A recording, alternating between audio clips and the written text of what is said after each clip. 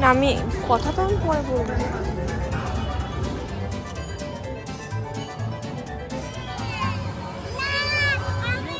Hello, good afternoon. সকলে নিশ্চয়ই খুব ভালো আছেন।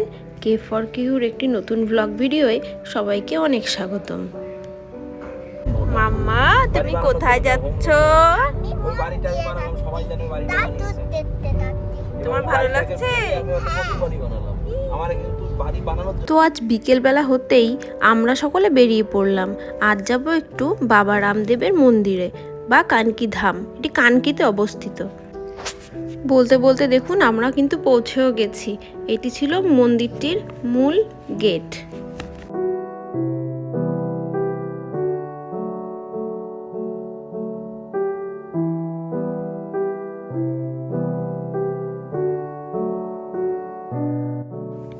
তো চলুন এবার মূল মন্দিরে প্রবেশ করা যাক।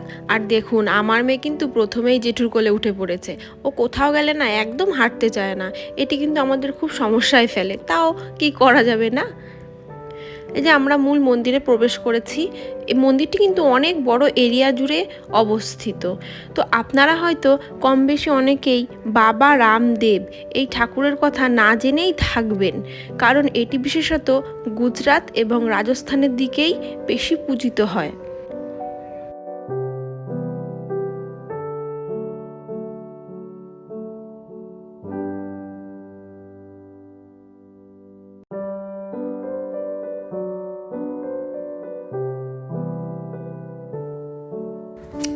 এই কানকি ধাম বা কানকি মন্দিরটি কিন্তু খুব ফেমাস।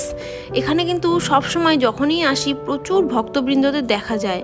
আর এই কানকি মন্দিরটি হলো এই বাবা রামদেবজির দ্বিতীয় বৃহত্তম মন্দির, আর সব থেকে লার্জেস্টটি অবস্থিত রাজস্থানে। এই বাবা রামদেবজি ইনি কিন্তু ভগবান শ্রীকৃষ্ণেরই একটি অবতার রূপ হিসেবে এনাকে মানা হয়ে থাকে। আর এনার বাহন হিসেবে ছিল একটি ঘোড়া। সেই ঘোড়াটির নাম ছিল লীলা ঘোড়া। ইনি বিশেষত গুজরাট এবং রাজস্থানের দিকেই বেশি পূজিত হয়। আর দেখুন আমিও দাঁড়িয়ে একটু ফটো তুলে নিচ্ছিলাম, একটু ভিডিও করছিলাম।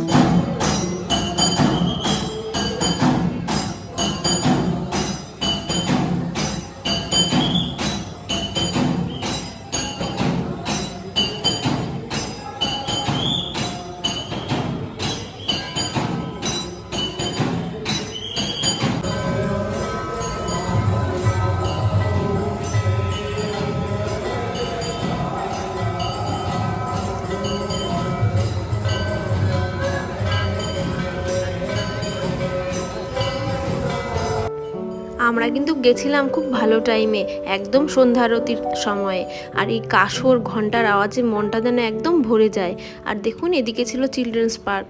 তো সব বাচ্চারা খেলা করছিল, একটা ঝর্ণা টাইপেরও ছিল।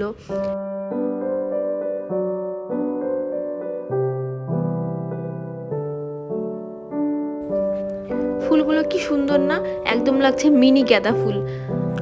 তাই আমি একটু তাদেরকে ক্যামেরা বন্দি করে নিলাম।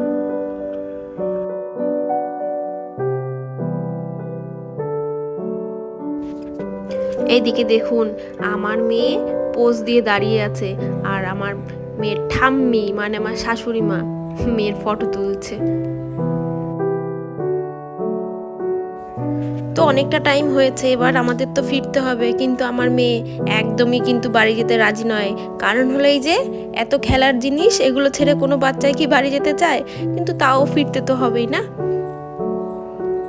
আর এই যে ফেরার পথে আমি দেখলাম একটি মোমো স্টল। তো মোমো তো খেতেই হবে, বাইরে যখন বেরিয়েছি কিছু না খেয়ে বাড়ি যাওয়াটা তো অসম্ভব ব্যাপার। ভিডিওটি কেমন হয়েছে অবশ্যই জানাবেন। সাবস্ক্রাইব না করে থাকলে অবশ্যই করবেন, আর একটি লাইক করে দেবেন। এই যে আমার একদম গরমা গরম মোমো রেডি। তাহলে আজকে এখানেই বাই বলছি। সবাই ভালো থাকবেন, সুস্থ থাকবেন, আর অবশ্যই লাইক, কমেন্ট এবং শেয়ার করবেন।